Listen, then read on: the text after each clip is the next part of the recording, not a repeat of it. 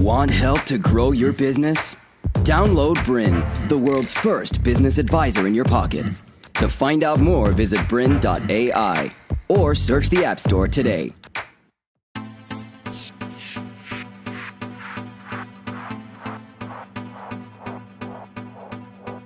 Well, hi, and welcome to this episode of Inspired.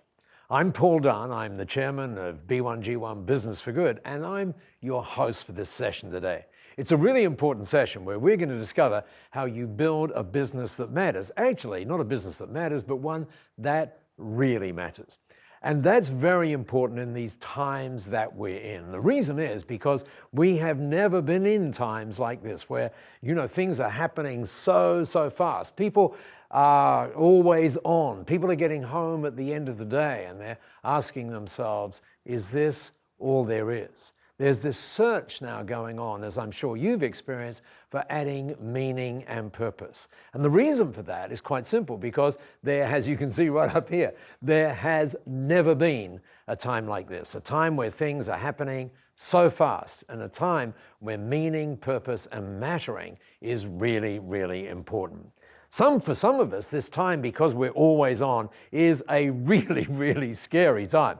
But what we're going to do today is to show you that it's a time full of amazing opportunity. In fact, this guy that you see on your screen right now, this is Peter Diamandis. Some of you may know that he's the creator of the X Prize and the founder of Singularity U. By the way, he has a fascinating blog which you should get. Comes out about 3 times a week that really keeps you up to date with all of the things that are going on in these times, unlike any other times that we've ever been in. A couple of months ago, Peter said this in one of his blogs. He said, we live in the most exciting time ever. But then he delved a little bit deeper. Take a look at this. He said, entrepreneurs, meaning you and me, are going to create more wealth, look at this next bit, for themselves, we'll come back to that in a moment, and for society over the next decade than we did in the entire 20th century.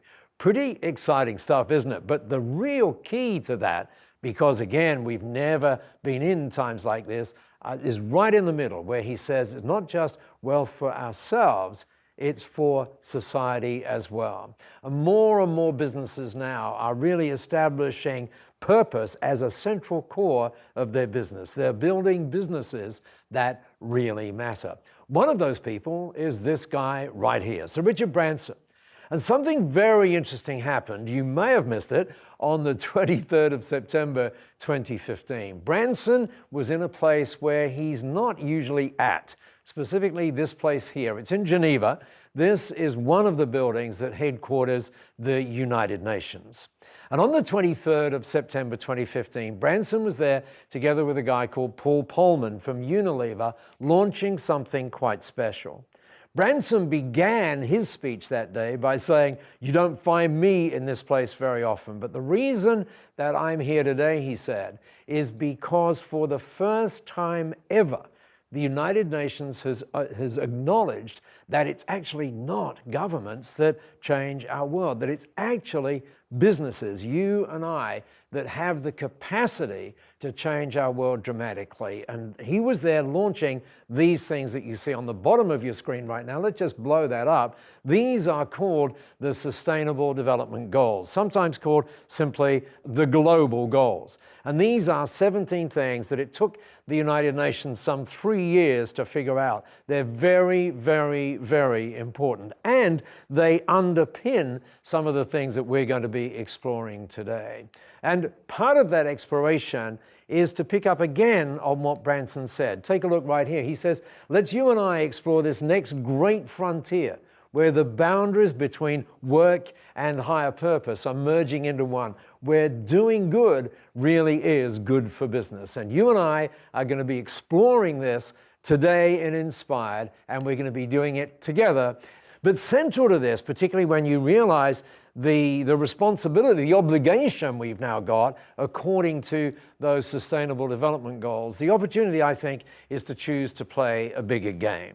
So let's just have a look at what that means. The first thing I think it means is this. We need to update the quality of the questions that we're asking ourselves. For example, many people, as they come, for example, to new years or new periods, new projects and so on, they're asking these kind of questions like, how could we increase our sales by 10%? How could we increase the number of customers by 10%?